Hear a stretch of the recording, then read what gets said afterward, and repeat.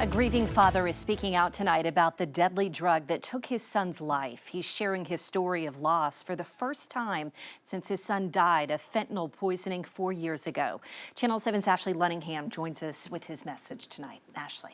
Yeah, Beth, Doug Ballinger says he got the call no parent ever wants to receive after just speaking to his son only hours before.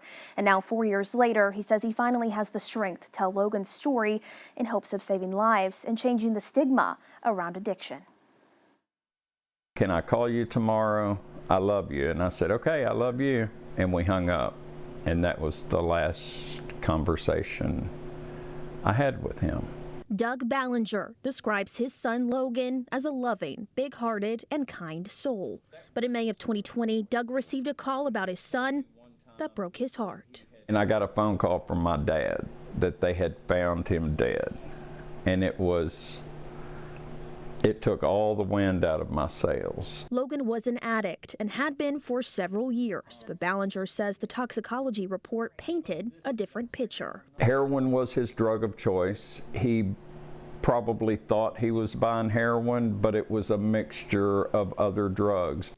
A toxicology report showed cocaine, xylazine, a high dose of fentanyl in Logan's system, a mixture that not even the overdose drug Narcan is effective at reversing. Ballinger says whether people are addicts or using drugs for the first time, the cause of death is often fentanyl poisoning. As he continues to grieve the loss of his son, he's also writing a book about Logan's story. He hopes it will help change the stigma around what he calls the root cause of the issue for addicts, and that's mental health. When he was young, he was diagnosed as ADHD. They put him on Ritalin. So, here's a pill, it's going to fix your problem. They were just fixing the symptoms. And until we, as a society, learn how to treat mental wellness, then we're not going to progress on beating this addiction issue. And through this, he's smiling and goofy in almost every picture. He hopes to save at least one family from this tragedy. He was a human being. He was my son. He was a grandson. He was an uncle. The pain that we go through because we beat it under the rug due to stigma, the stigma that's attached to an addict.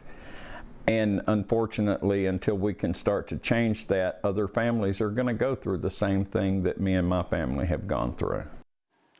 Well, Ballinger says getting through his grief could not have been possible without his support system and the Hope Movement Coalition, an organization that helps families who have lost loved ones to opioid overdose. On your side, I'm Ashley Lunningham. All right, Ashley, thanks so much. And Ballinger hopes to have Logan's story published by April of next year.